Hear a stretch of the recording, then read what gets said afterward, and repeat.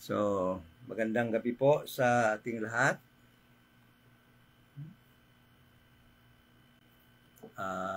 Today is Wednesday.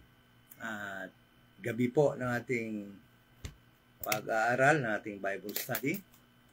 At ito nga pala ang Iloilo Dispensation of Grace Bible Church. At nandito po tayo sa 7040 7th Street, Lawaan Village, Balantang Haro. Yan po ang lugar kung saan po tayo nag-congregate physically, nag-iipon physically, at nag-Bible study po. At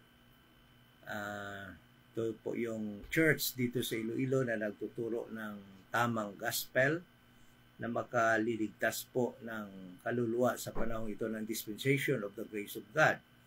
Bakit ko po nasabi yan? Dahil nga almost all denominations ay makikita natin na nagtuturo ng maling gospel. Ang tinuturo nila ay yung mga gospel na para lamang sa Israel in time past at sa future after the rapture. Kaya nga po sinasabi natin na mali yun at hindi makakaligtas ng kahit isang soul in this dispensation of the grace of God.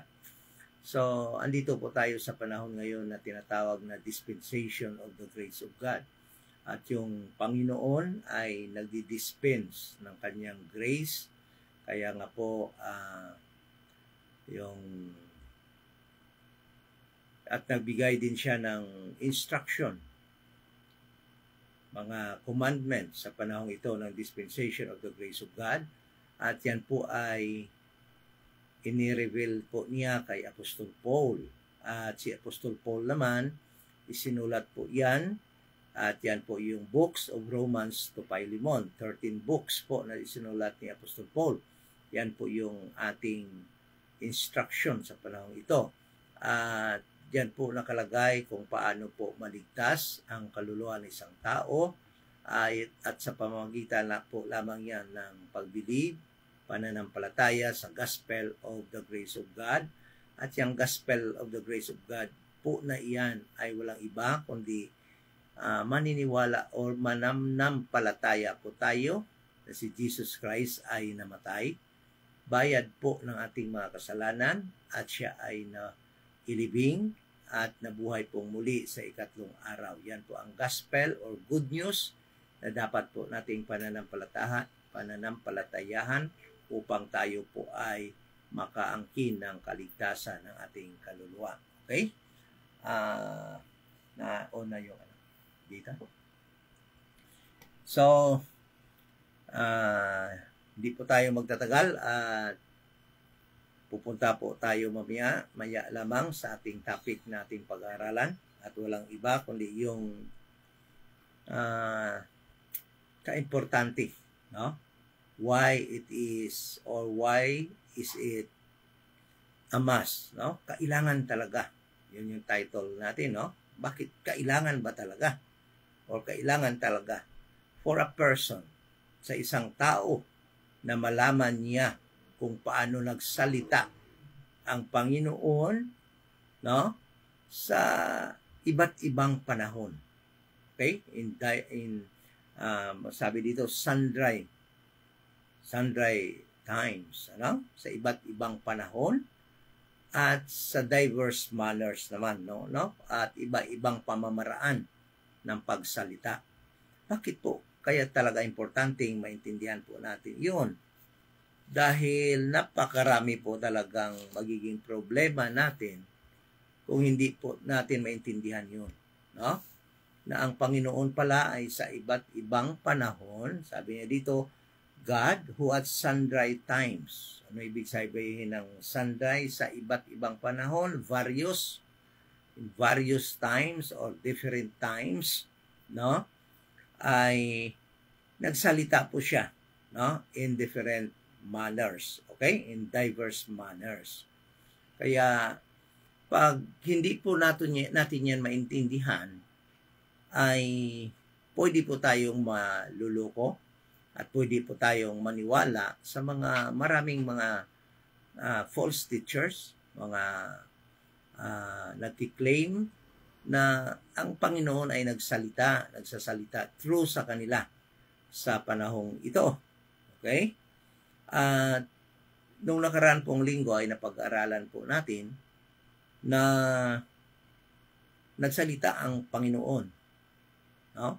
Sa iba't ibang panahon, sa iba't ibang pamamaraan, at as a matter of recap ay atin po yang uulitin mamaya, ano? At upang maging maliwanag po sa atin yung itatakal din po natin ngayong gabi na ito sa ating Bible study. Okay? But before that, let us pray. Ama na banal, sa muli po ay nagpapasalamat kami sa malaking opportunity na hindi lamang sa maraming pagkakataon ay yung kaming binigyan ng aming mga kailangan, material na mga bagay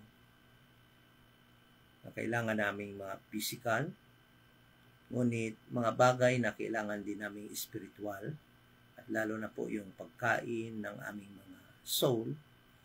Kaya napapasalamat po kami sa malaking opportunity na ito na muli makapaghimay kami na yung mga talata sa Bible, lalo na sa Book of Hebrew, na aming pag-aralan ngayon yung salita, kung paano po kayo nagkipag-usap sa tao sa iba't ibang panahon.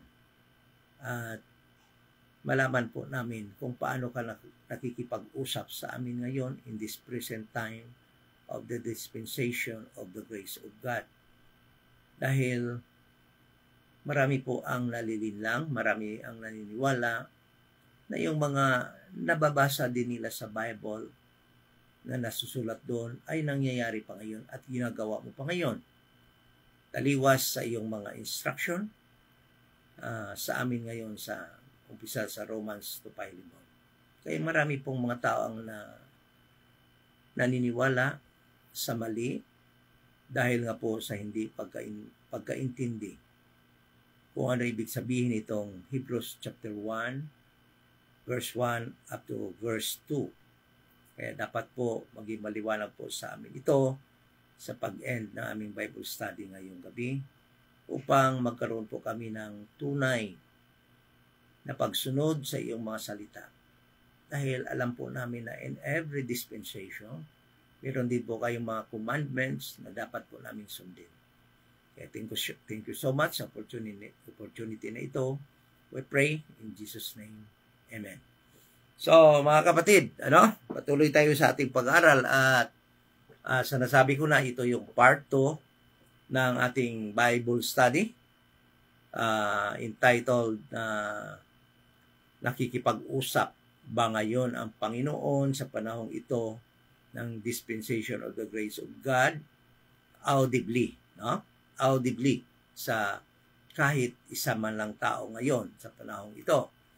So dahil nga maraming na naniniwala sa mga turo ng ibang mga religious leaders na gusto nilang ma-win or gusto nilang makuha ang respect at ang sabi na natin itong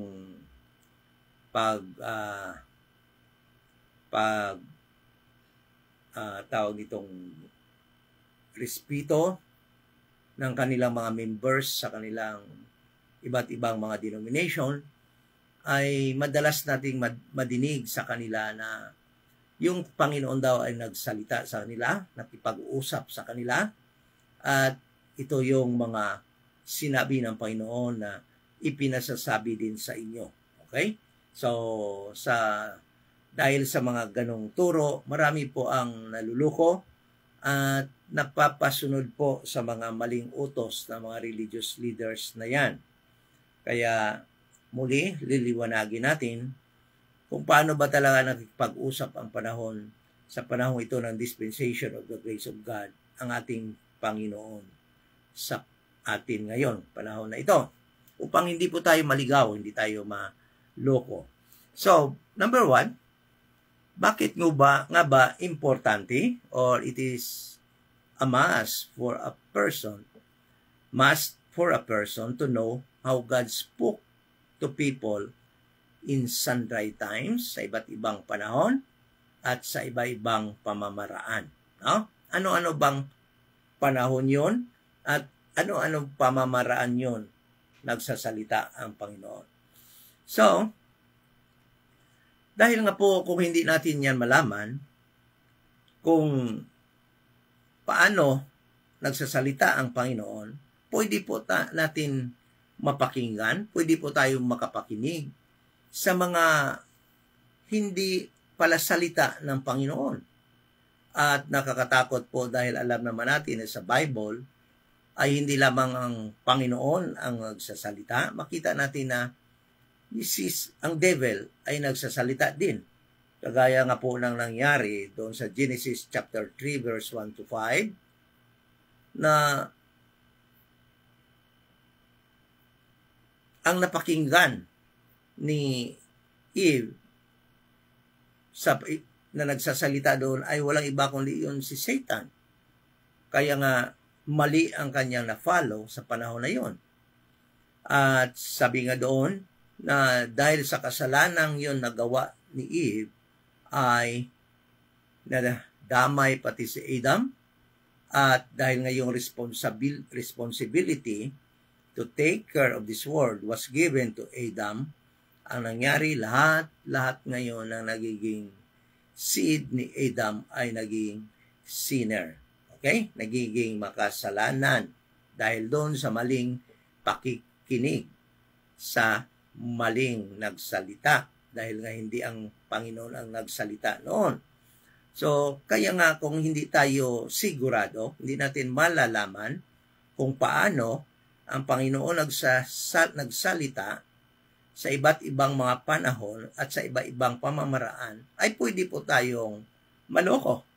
At pwedeng si Satan na pala yung napapakinggan natin, dahil nga kahit nga po si Jesus Christ ay kinausap at nagsalita si Satan mismo kaharap si Jesus Christ when he tempted Jesus Christ in the wilderness during Christ's fasting for 40 days. So doon sa Matthew chapter 4 verse 1 to 4. So madidig natin na audibly nagsalita si Satan doon at nadidinig mismo ni Jesus Christ. At alam natin na Satan is running the affair of this world, of this present evil world. Dahil nga hindi pa ito nabawi ng Panginoon sa control ni Satan, at mababawi pa lamang niya ito pagdating ni Jesus Christ sa kanyang second coming. At yung time na yan, establish niya ang kanyang kingdom on this earth for 1,000 years. Yan pa yung panahon na babawi ng Panginoon yung control ng earth dito sa pagpapatakbo ng gobyerno dito sa earth. Ngunit ngayon, alam natin na si Satan is running the affair of this world, and listen to this. You could be listening in Satan if you are not aware of how God spoke to people in different times and in different manners. Okay? So, in John chapter 13 verse 2, makita natin na nagsalita si John chapter 13 verse 2, sabi nito, and supper being ended, the devil having now put into the heart of Judas Iscariot, Simon's son, to betray him. So, if we are not aware kung paano nagsasalita ang Panginoon ngayon, pwedeng mangyari sa atin yon that we will be influenced by Satan. At this moment of time, Judas was not hearing a word from God, but he was influenced by Satan in his heart. It seems that Satan was talking to Judas, and Judas was actually very attentive to what Satan was saying unto him. That is why he was able to follow Satan during the time. The instruction of Satan, what to do. At alam naman natin na nung marasmasan, ibig sabihin when Judas came unto himself, nakita niya yung mali niyang ginawa, kaya nga siya nag-suicide. No?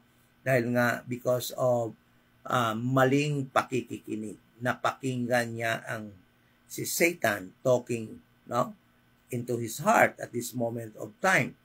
So it is actually very dangerous, no, kung hindi natin alam kung kaninong salita ang napapakinggan natin. Kung paano ang Panginoon nagsasalita sa iba't ibang mga panahon at kung paano ang Panginoon nagsalita sa iba't ibang pamamaraan. Okay? So, kaya sabi nga sa 2 Corinthians chapter 11, 2 Corinthians chapter 11, sabi dito, 2 Corinthians chapter 11, no? In verse 3, sabi dito,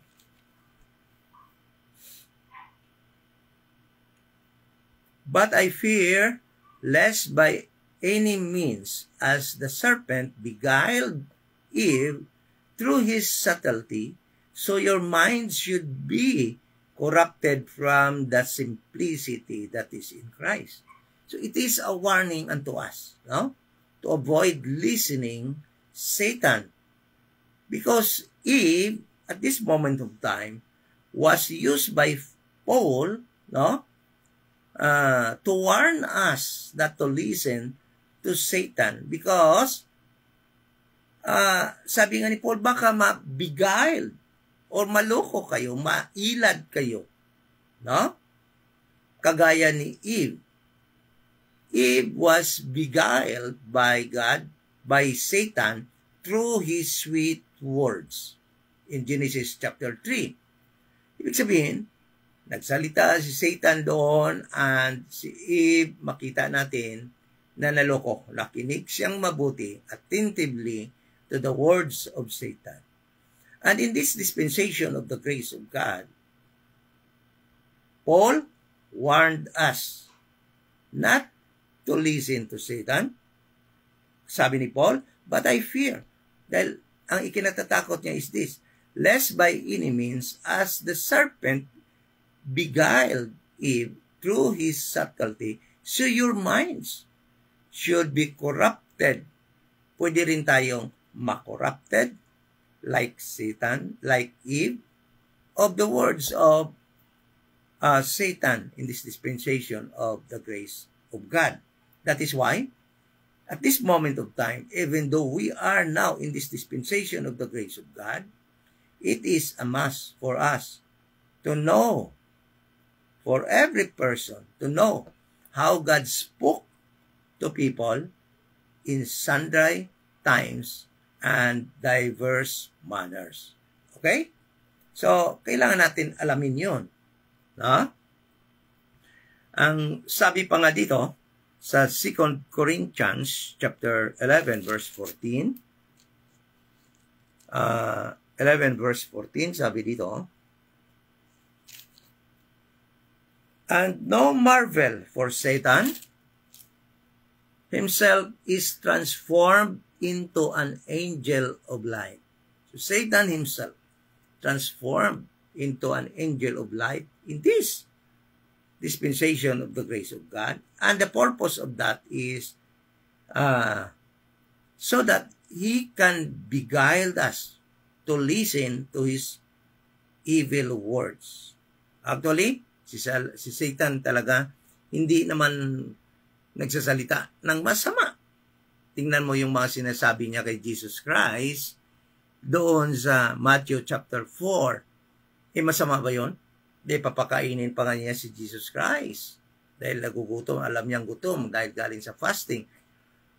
Ibibigay pa nga yung kingdom, this earthly kingdom, Sabi niya, ibibigay ko to sa iyo. Only you must worship me. Sabi niya kay, walang masama talaga. Kaya sabi niya dito in verse 5:15, therefore, it is no great thing if his ministers also transform as the ministers of the righteousness, whose ends shall be according to their works. The very danger is this. You can be hearing the ministers of Satan in this dispensation of the grace of God. Akala natin kaya kung malaman natin how God spoke to people in different times, in sundry times, and in diverse manners, we can avoid listening to the ministers of Satan and to Satan himself. Okay? Dahil it is very possible na yung napapakinggan pala natin ay mga ministers ni Satan. At nako, to tell you frankly, every Sunday, in every denomination, a lot of people listening to the ministers of Satan. Why?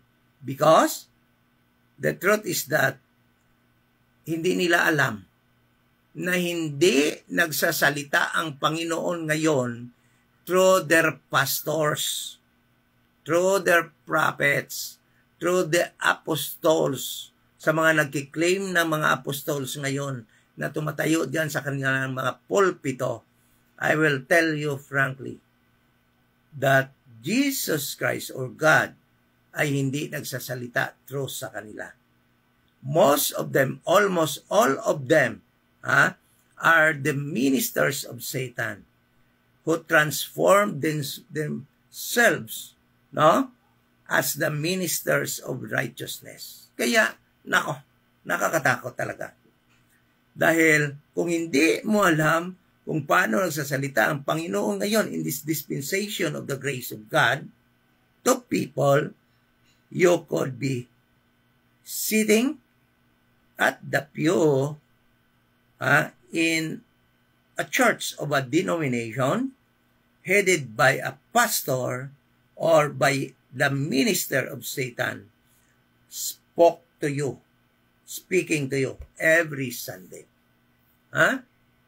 Kaya nga yung title natin is, it is a must for a person to know how God spoke to people in sundry times and in diverse manners.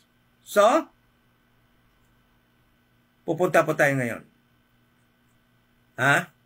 sa mga na pag-aralan natin nung nakaraang Wednesday or Saturday. So, God gave instruction in time past audibly. So, kung titingnan natin sa Bible, in time past, I'm speaking sa panahon ng Genesis hanggang sa Malakay, okay? Ang Panginoon, there was a time that God Himself spoke audibly to people. Okay? Makita natin, hindi lamang audibly, but in vision and dreams. Makita natin, yun ang mga ginagamit ng Panginoon, how to communicate to people. Yan ang ginagamit ng Panginoon ng panahon na yan. Ginagamit yan ng God, ng Panginoon, sa pagsalita noong panahon na yon in time past sa mga tao. Madinig mismo ni Adam ang pagsalita ng Panginoon. It was audibly. Madinig mismo ni Abel na nagsalita ang Panginoon sa kanya. Nadinig mismo ni Noah audibly, kung paano nagsalita ang Panginoon sa kanya, giving him instruction to build an ark so that they will be, his family and Noah will be saved. No? Sa pagdating na ng baha. It was an audible instruction from God nung kinausap niya si Abraham. Okay? But, dumating ang panahon na ang Diyos ay kumakausap through His covenanted people, not already audibly, but through the prophets. Sa panahon naman, dumating naman yung panahon, in time past also, no, after ng audible, no, na pagbigay ng instruction ng Panginoon sa kanyang covenanted people, ay dumating yung panahon na yung kanyang mga instruction ay ibinigay na niya. Ang kanyang mga salita, ibinigay na niya sa mga propeta. It was given to the prophet, then the prophet, no, will deliver the message to his covenanted people, Israel. And yung time na yan, from Genesis hanggang the book of Malachi. Then alam natin na sa Bible, there was 400 years of silence. From the book of Malachi, after pag-end ng book of Malachi, until Matthew, it was 400 years of silence. There was no instruction from God during the time. Okay? Pinabayaan ng Panginoon ang kanyang covenanted people. Lalo na yan. Tanungin nyo yung mga Gentiles. Dati nang give up ng Panginoon yung mga Gentiles. Okay? At nakikipag-usap lamang siya sa kanyang covenanted people. But pagdating ng Malachi, nagiging silent ang Panginoon for 400 years until the book of Matthew, until pag-arrive ni John the Baptist. Doon na naman siya nag-umpisa magsalita. Okay? At ang Panginoon during the time, sabi dito in Hebrews chapter 1, Hebrews chapter 1, sabi niya dito, verse 2, hath in these last days spoken unto us by His Son. So, pagdating na ng time na yon, ng last days, although Matthew, Mark, Luke, and John was still part of the time past, but Matthew, Mark, Luke, and John is the last days of the time past. Okay? So, kuha natin.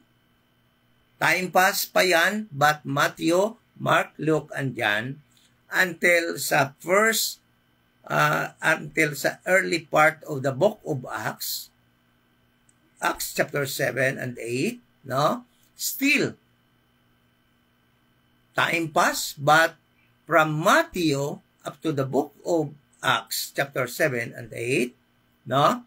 It is already what? Last days. Okay? Last days.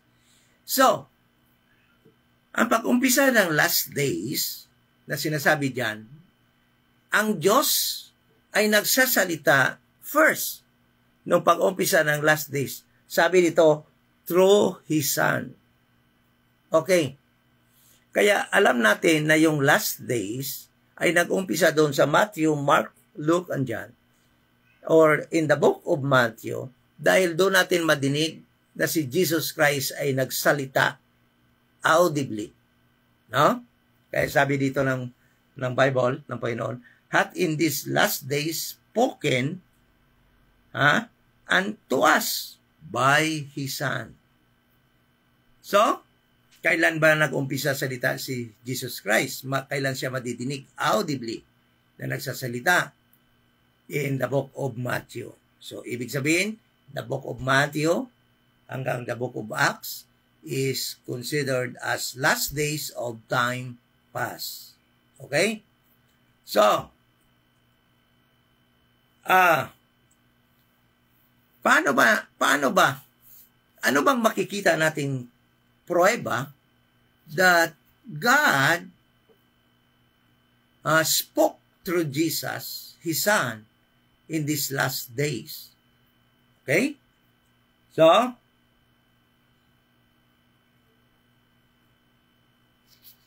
sabi dito sa Matthew chapter 17 verse 5, Matthew chapter 17 verse 5, kukuha tayo ng few verses. Alam ko, napakaraming mga verses to prove that God, in Matthew, Mark, Luke, and John, spoke to us or spoke to the people during that time. It's very specific, during the time. Hindi sa time ngayon, but during the time. Hindi man sa time noong before ang last days, no? But during the time ng last days, no? Nagsalita ang Panginoon through Jesus Christ.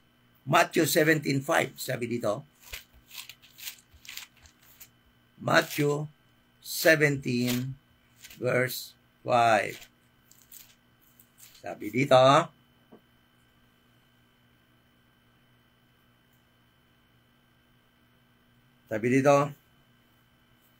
while he yet spake, behold, a bright cloud overshadowed them, and behold, a voice out of the cloud, which said, This is my beloved Son, in whom I am well pleased. Hear ye him.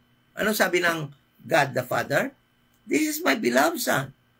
Hear ye him. So, bakit sabi ng God the Father, makinig kayo sa Kanya?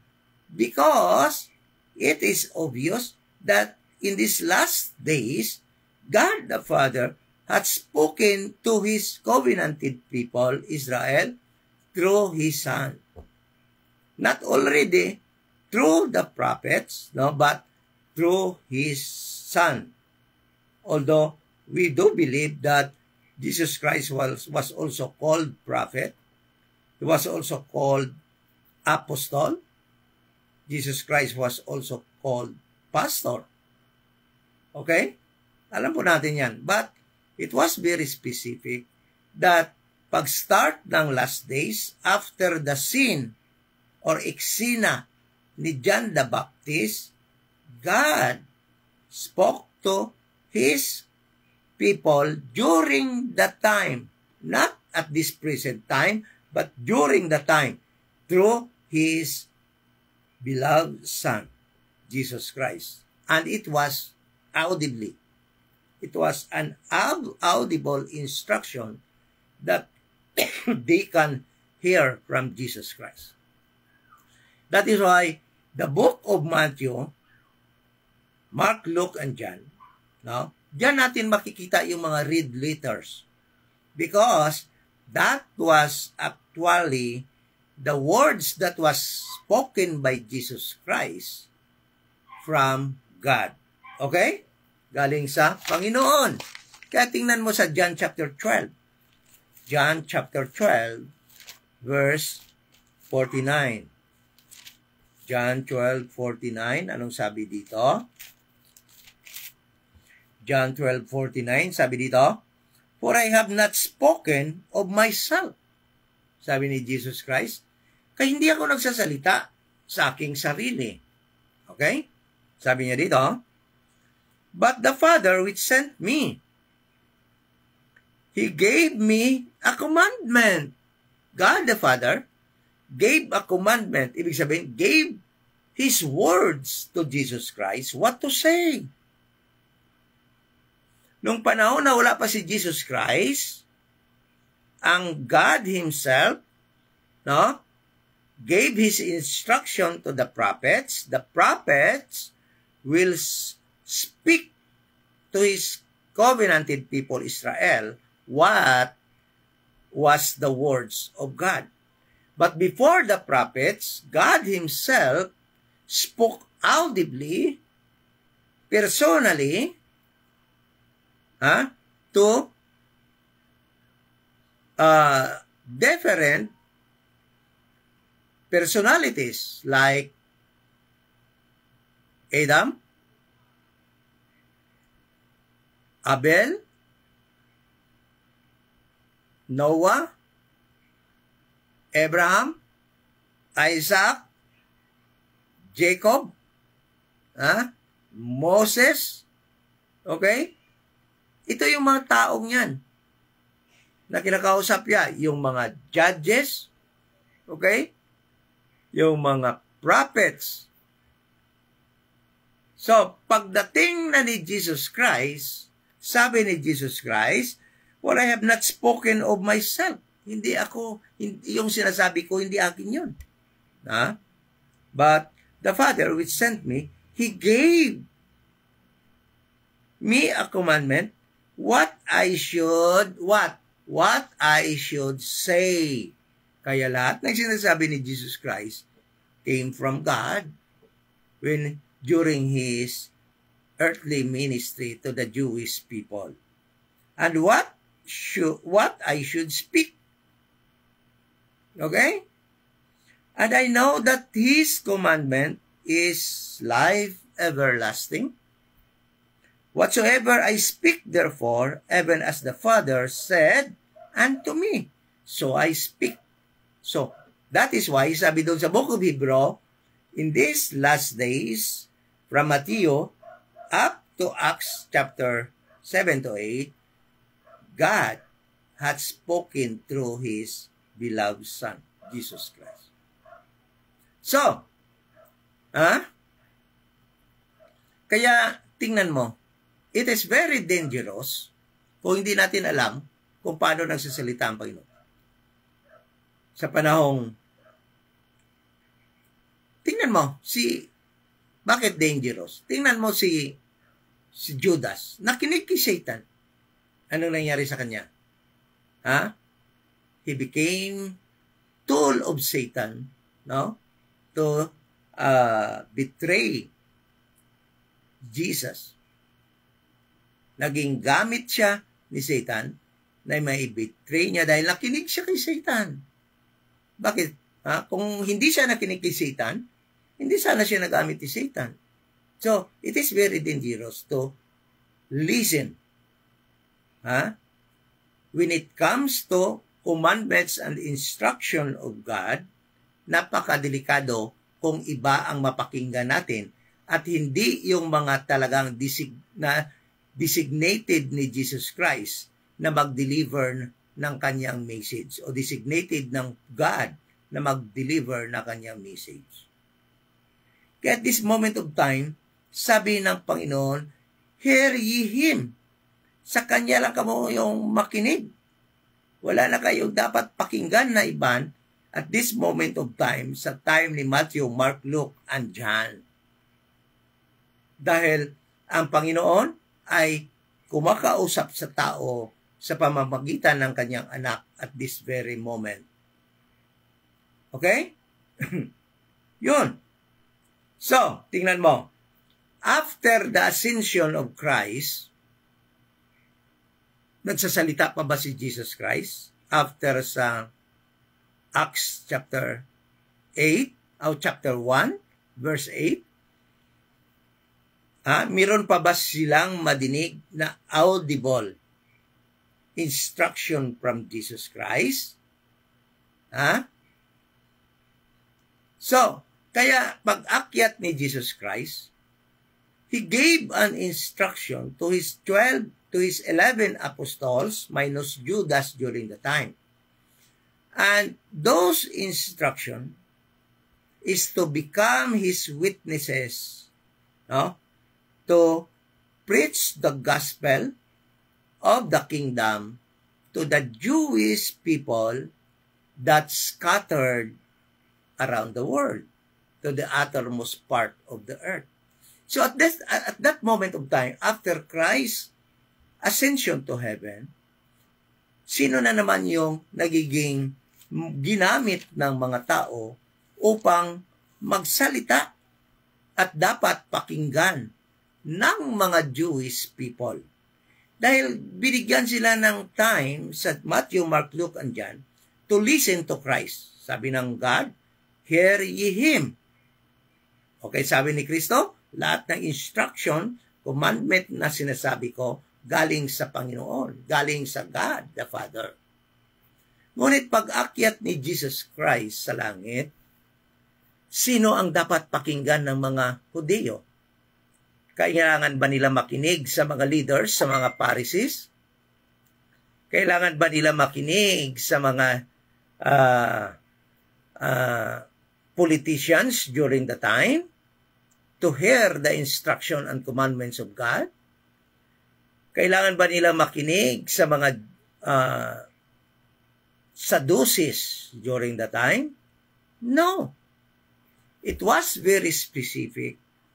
Christ was very specific to whom the Jewish people should listen at the time. Listen to this. Acts chapter 1, verse 8. Sabi niya dito, Acts chapter 1, verse 8, sabi niya, but ye shall receive power. Ito yung mga tao na binigyan ni Jesus Christ o ng Panginoon ng authority that the Jewish people should listen during the time. If they will listen to their politician, no, they cannot hear instruction from God during the time. They cannot hear God's instruction what to do if they will listen to the leaders of the Pharisees. They cannot have God's instruction and obey God's instruction if they will listen to the Sadducees. But listen to this. Sabi ni Jesus Christ, but ye shall receive power after that the Holy Ghost is come upon me, but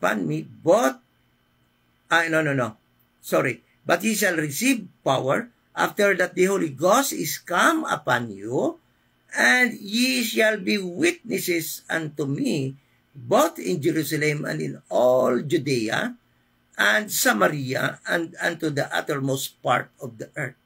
Listen to this. At this moment of time, pag-akyat na ni Jesus Christ sa langit, they can no longer hear an instruction from Jesus Christ to follow. To whom the Jewish people, beginning from Jerusalem to Samaria and Judah and to the uttermost part of the earth, should listen. They should listen to the apostles that were during the time sent by Christ to preach His words, the Word of God that was intended for the Jewish people. Kung makinig sila, kung hindi nila alam kung paano magsalita ang Panginoon after Christ's ascension, na ang dapat pala nilang pakinggan ay sila ni Peter, they can not have access to the pure word of God, to the commandments and instruction of God. Because at this moment of time, God spoke through Jesus Christ, through the apostles of Christ to the Jewish people, the group of Peter. Sila pa lang. Kaya makita mo, hanggang Acts 9, Acts chapter 11, 10, 11, and 12, up to 12 kasi sa 13 ay ipinadala ni si Apostol Paul, and during the time sa Acts chapter 13, Acts chapter 12 ay natapos na nila ni Peter at ang kanyang group ang pag-preach to the uttermost part of the earth ng kingdom gospel to the Jewish people that were scattered outside Jerusalem, outside the land of promise, outside Israel. So, in Acts 9, God saved Apostle Paul and revealed unto Apostle Paul, a secret. And in Acts 9, it was the start of the mystery program called the dispensation of the grace of God. Okay? And through one apostle,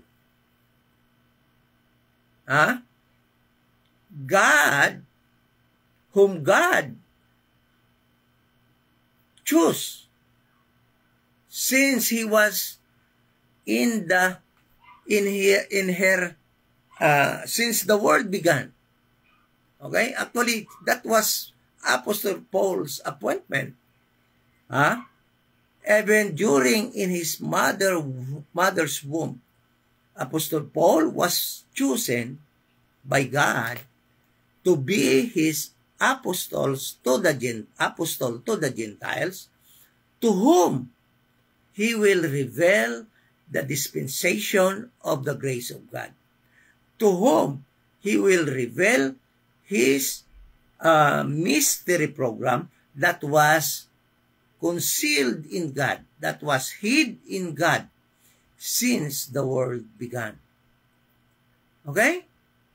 So, pagdating sa Acts 12, at after Peter and his group completed their task to preach the gospel of the kingdom, the gospel that was exclusively for the Jewish people, he commissioned Apostle Paul in Acts chapter 13 to start preaching to the Gentiles, to the Jews and to the Gentiles. Yung mga na hindi pa na-save sa gospel of the kingdom was the responsibility to preach to them was transferred to Apostle Paul, and Apostle Paul ay binigyan ng bagong message at bagong gospel na ipipreach sa panahong ito. Okay? Kaya listen to this. Listen to this. In this dispensation of the grace of God, sa itong tinatawag na ibang klasing panahon, na tinatawag na dispensation of the grace of God, ay iba ang manner ng pagkausap ng Panginoon sa mga tao.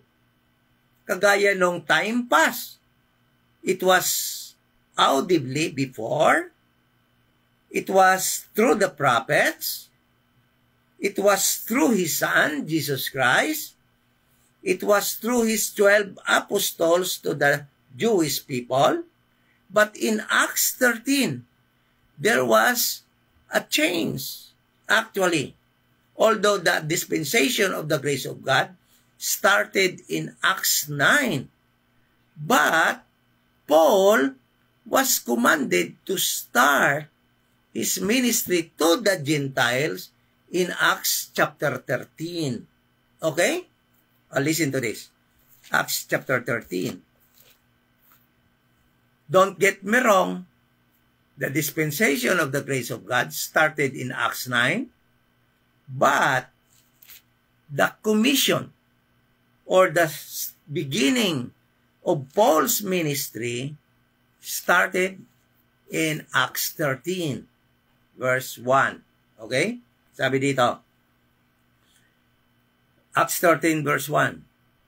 Now there were in the church that was at Antioch in Syria, certain prophets and teachers as Barnabas and Simeon, that was called Niger, and Lucius of Cyrene, and Manaen, which was being brought up with Herod the Tetrarch, and Saul. Panahong ito, ang pangalan ni Paul is Saul pa. In verse 2, as they ministered to the Lord and fasted, the Holy Ghost said, separate me Barnabas and Saul for the work whereunto I have called them. So at this moment of time, Barnabas and Saul was separated by the Holy Spirit for the work of the ministry that will be given unto them. Okay? So this ministry is not the same with Peter and his group ministry, because this ministry is called the dispensation of the grace of God. Paul made it clear kung ano itong ministry na ito na binigay sa kanila ni Barnabas. Okay? But primarily to Paul. Okay, let us read Ephesians chapter 3. Ephesians chapter 3. Niliwanag ni Paul ito kung ano itong ministry na ito. Listen to this. Ephesians chapter 3. Verse 1. Sabi ni Paul, Ephesians chapter 3 verse 1, sabi ni Paul, for this cause, I, Paul, the prisoner of Jesus Christ, for you Gentiles. So this ministry is for us Gentiles. If you have heard of the dispensation of the grace of God. Kung nadinig na ninyo ang tinatawag na dispensation of the grace of God, which is given me to you. So this dispensation of the grace of God, this ministry, na ibinigay ng Holy Spirit, sa kanila ni Paul, which started in Acts chapter 13, ang kanilang pag-umpisa ng kanilang ministry, although the body of Christ started in Acts 9, sabi dito, how that by revelation He made known unto me the mystery as I wrote afore in few words. Listen to this. God, at this moment of time, spoke through Jesus Christ through Paul. Okay? And those words that was spoken by Jesus Christ was, sabi dito, sabi dito, I wrote afore in few words. Isinulat ni Paul in few words. So it was very clear that at this moment of time, if you will listen to Peter, which is almost what the denomination are doing, listening to Peter and his group, then nagkamali po kayo. You are not actually listening or hearing God's voice if you are listening to Moses, to Adam, to Abel, to Isaac, to Jacob, to Noah, to Moses, through the prophets. Kung nakikinig kayo sa mga prophets ngayon, ay you are listening to the wrong individuals. Nakikinig kayo sa mga maling tao. Ha? Kaya ganun nga, napaka-importante nga na malaman natin kung paano nagsasalita ang Panginoon sa iba't ibang panahon at sa iba-ibang pamamaraan. So yung paraan ng Panginoon nung time past, is siya mismo nagsalita, audibly. Nagsalita siya sa pamamagitan ng mga propeta, sa pamamagitan ng dreams or vision. Nagsalita siya sa pamamagitan ng kanyang only begotten Son in Matthew, Mark, Luke, and John. Nagsalita siya sa pamamagitan ng mga apostles. Peter, kasi ginawa sila mga witnesses. Yung mga witnesses na yan ay magsasalita ng salita ng Panginoon doon sa mga tao na kanilang witnessan. At yung mga tao na yun ay walang iba kundi yung mga Jewish people. The seed of Jacob, the 12 tribes of Israel, not included ang Gentiles at the time. Nung matapos yung ministry nila ni Peter, doon sa Acts chapter 12, at nagbigin na yon na mag-diminish, according to Romans chapter 11, verse 12, nung mag-diminish na yon, Paul was commissioned by God with the help of Barnabas to preach to all people in this dispensation of the grace of God, the instructions, God's instruction to all people, in this dispensation of the grace of God. And sabi ni Paul, isinulat ko yan, I wrote for in few words. Kaya, tingnan mo, sa Bible, few words lamang ang kay Paul. Tingnan mo. Ito lang yung kay Paul, Philemon. Ito lang yon. Romans to Philemon. Ito lang yon ang kay Paul. Napakakunti. Few words. Ito yung kay Paul. But the whole Bible is God's instruction in time past to Israel, and Hebrews to Revelation is God's instruction to Israel in the future after the rapture. Okay? So, listen to this. At this moment of time, wala kang ibang dapat pakinggan kundi si Apostol Paul lamang. Kung yung iyong mga pastor nagsasabi, yung mga leaders ng mga religions, ng mga pastor, kung magsasabi, nadinig ko ang boses ng Panginoon kagabi at nagsalita sa akin, yang pastor na yan, manluloko yan. Dahil noon lamang yung unang panahon in time past na yung God nagsalita audibly to only a few people. Adam, Abel, Noah, Seth, Enoch, Moses, Abraham, Isaac, Jacob. After that, kung meron pa naman, so please just name them. But after that, ang Panginoon ay nagsalita na through the prophets. After Malakay, ang Panginoon nagsalita na through His Son, Jesus Christ Himself. After Christ's ascension to heaven, nagsalita na ang Panginoon through the 12 apostles. Alam nyo, kung yung Israel doon makinig sa mga Sadducees, they cannot be saved. They cannot have God's instruction. Kung nakinig sila through the Pharisees, the leaders of Israel's religion during the time, they cannot hear God's instruction during the time, right instruction during the time.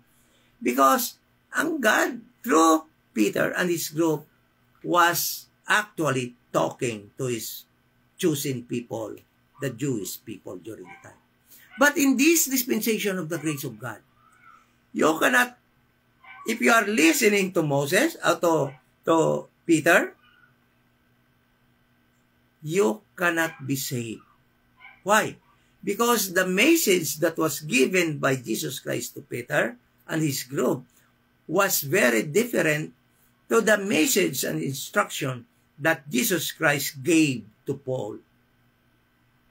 So, sinong dapat mong sundin ngayon? Si Paul. Si Paul ang dapat mong pakinggan ngayon so that mapakinggan mo ang salita ng Panginoon. And listen to this. It is not an audible instruction. It cannot be heard audibly. Kaya, uulitin ko. Pag yung instruction ni Paul ngayon, sasabihin sa inyo ng inyong pastor, nadinig ko si Paul nagsalita sa akin. Nadinig ko si Jesus Christ nagsalita sa akin kagabi. Ay sinungaling yung pastor na yan.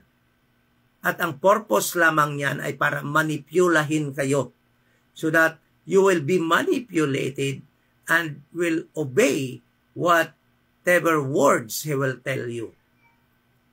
Lulukuhin lang kayo niyan, pastor niyan. Dahil you cannot hear God speak audibly in this dispensation of the grace of God.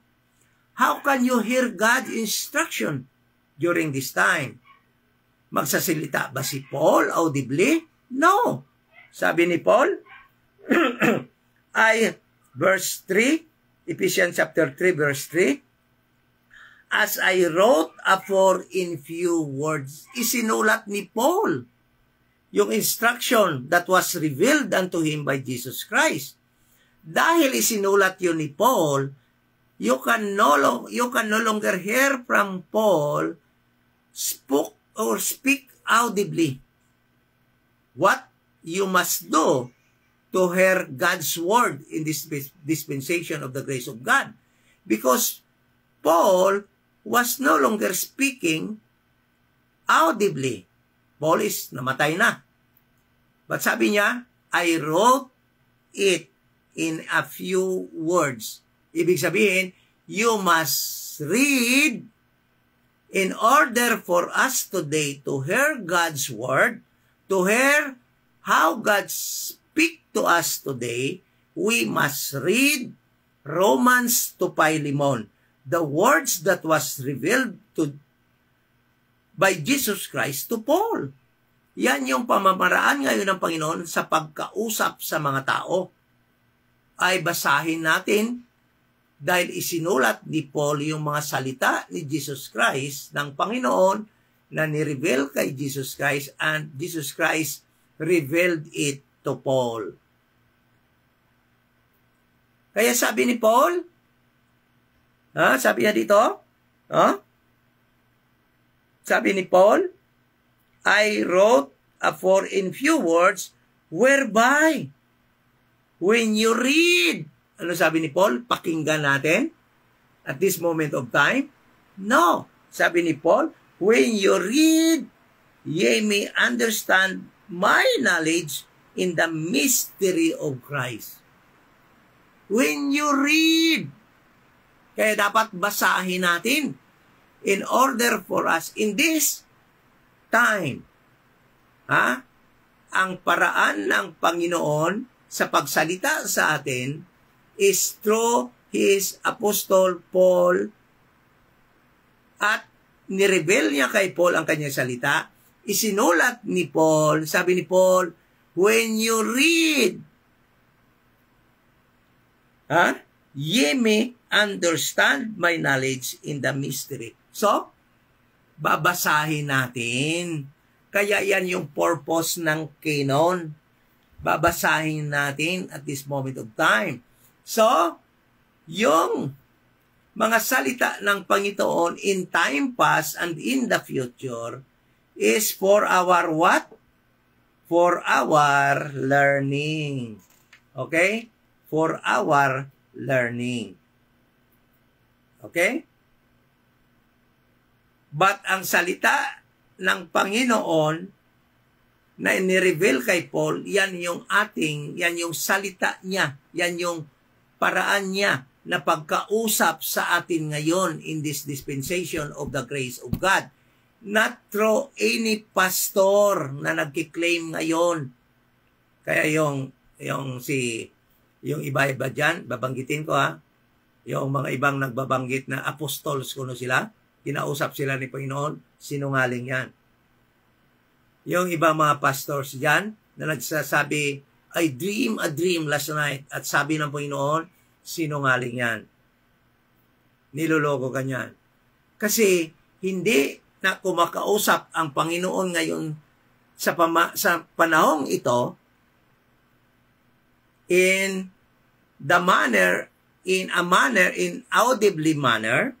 audible manner. Hindi kumakausap ang Panginoon ngayon sa panahong ito in dreams, in vision, no? Hindi kumakausap ang panahon ngayon ang Panginoon ngayon audibly, but through His written words. Romans 2:5, isinulat ni Paul upang mapakinggan natin ang salita ng Panginoon. We must read Romans 2:5, for our instruction to obey, we must read Genesis to Acts, for our learning, information and learning. We must read Hebrews to Revelation for our information and learning what was God's instruction to His covenanted people, Israel. Ngunit, para malaman mo ang salita ng Panginoon para sa iyo, basahin mo ang Romans 2:5. Huwag kang makinig ng may magsasabi sa iyo audibly. Dahil ginagamit yon ng mga pastor upang lukuhin ang kanilang mga members ngayon sa panahong ito. Upang kanilang mamanipular at mapasunod nila sa kanilang mga gusto. Okay? How can you refuse to a commandment of a pastor whom God spoke last night? Makakatanggi ka ba sa sabihin ng pastor na kinausap siya ng Panginoon kagabi tapos hindi ka magsusunod sa kanya? Anong klase ka? Kaya ginagamit yan ng mga pastors ngayon, apostles, prophets, evangelists, to make their members obey their instruction, their manipulation to their members. Okay? So, kaya sabi ni Apostol Paul, listen to this. Sabi ni Apostol Paul, Romans chapter 11 verse 13, Romans 11 verse 13, sabi niya, For I speak to you Gentiles. Sabi ni Paul, for I speak to you Gentiles. During the time he was speaking to the Gentiles, when he was still alive, he was speaking to the Gentiles. But at this moment of time, we cannot hear Paul speak. Diba? But we can read his words. Sabi niya, inasmuch as I am the apostle of the Gentiles, I magnify mine office. Listen to this. In this dispensation of the grace of God, if you are listening to Peter, to the words that was written by Peter, 1 Peter, 2 Peter, if you are listening and getting instructions for you to obey in Genesis up to Acts, then you are obeying the instruction of God that was given to you, that was not commanded to you. Kuha nyo?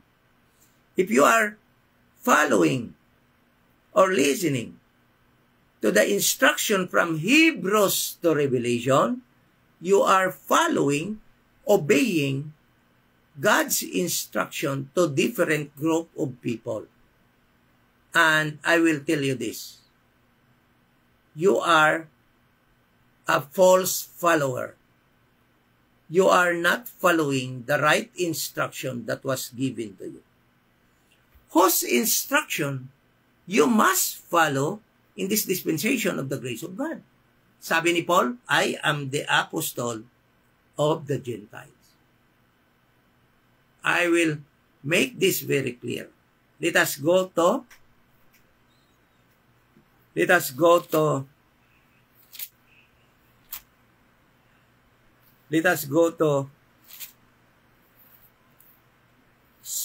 Timothy.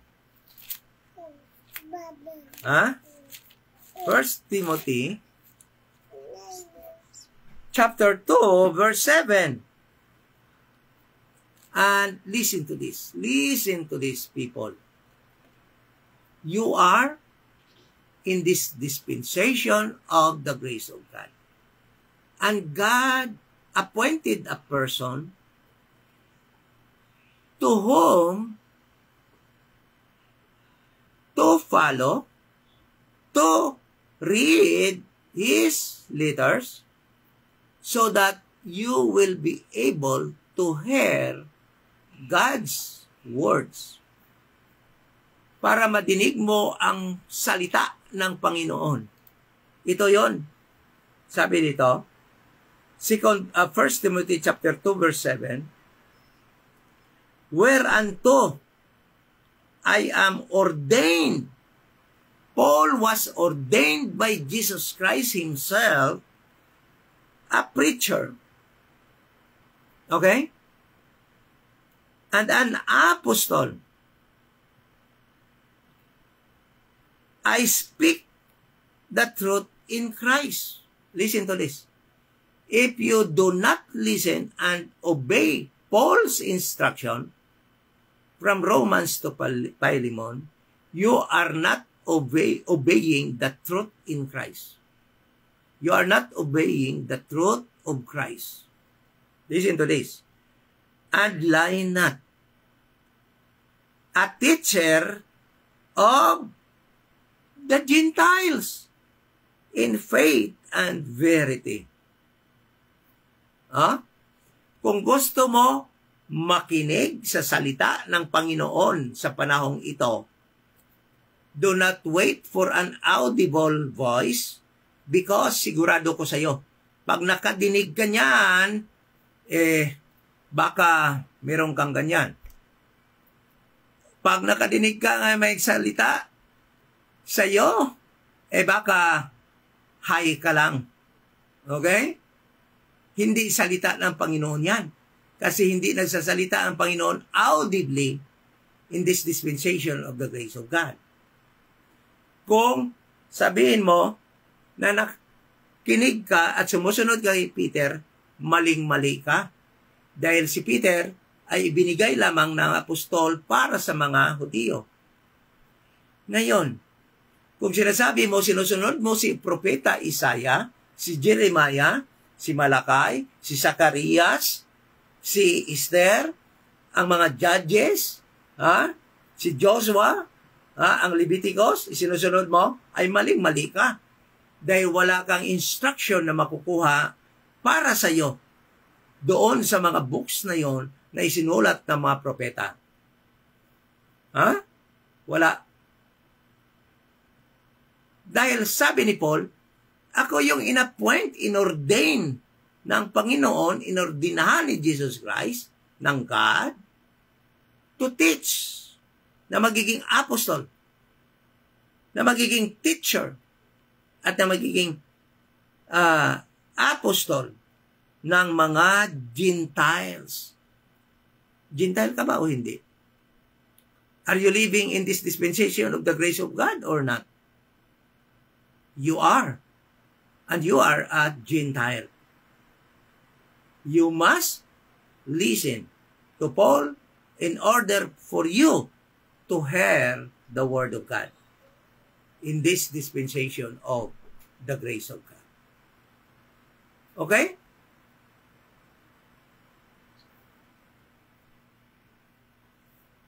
Yun.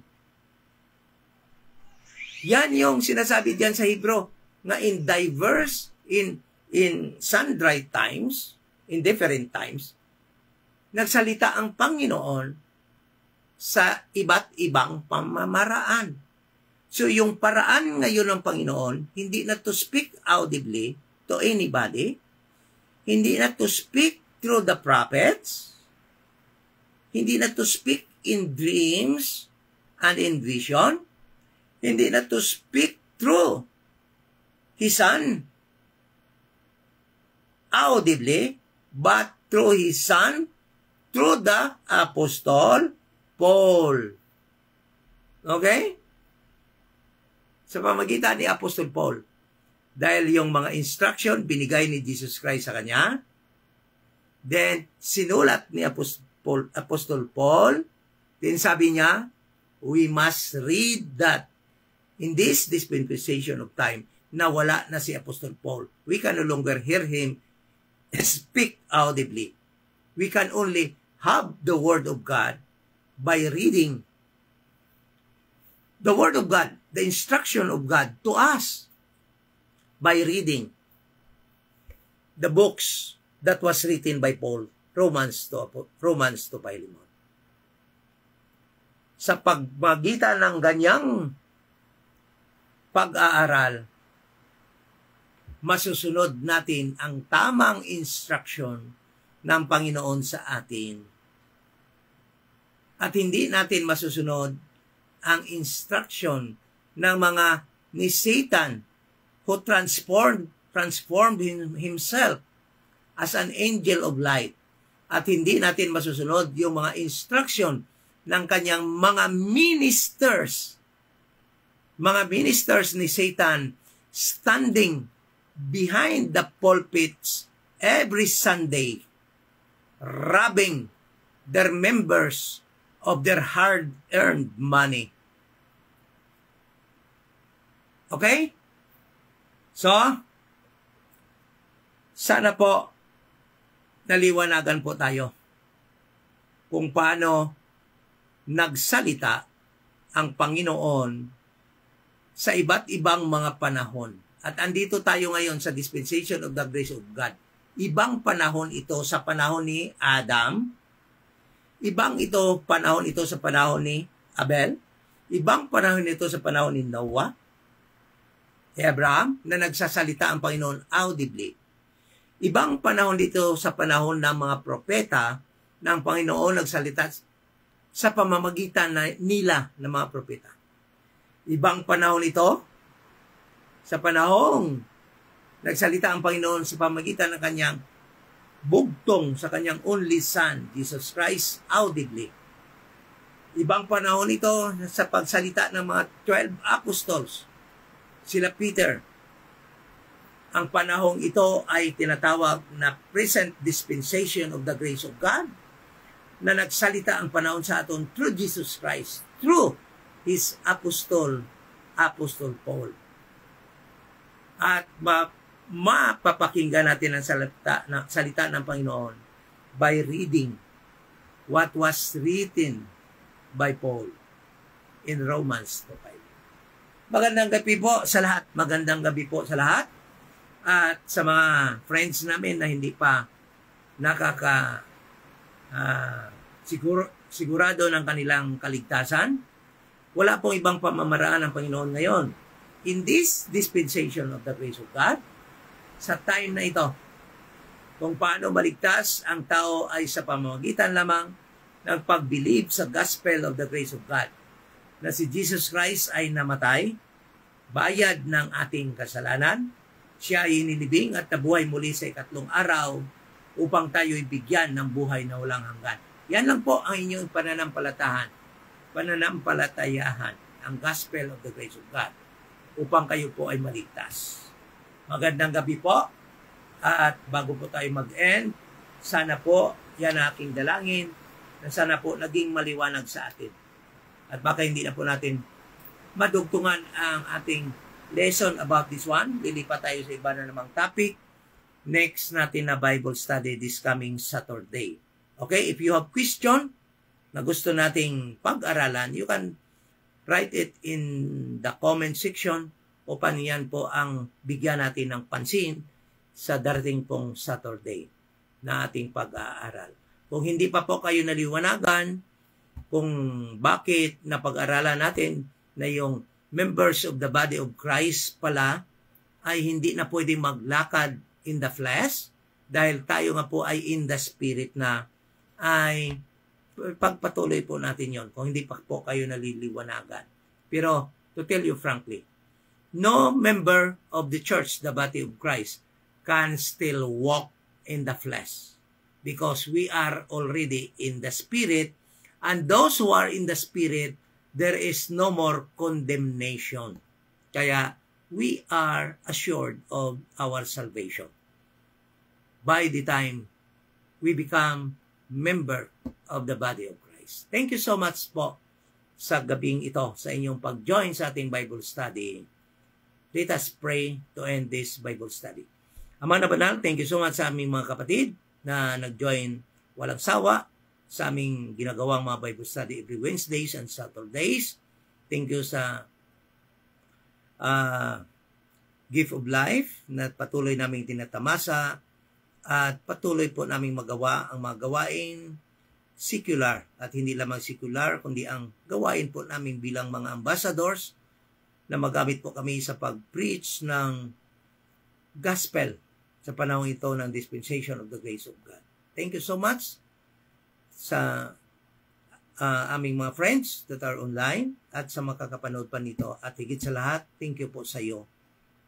Thank you sa iyong only Son at sa Holy Spirit that dwells in us. We pray in Jesus' name. Amen.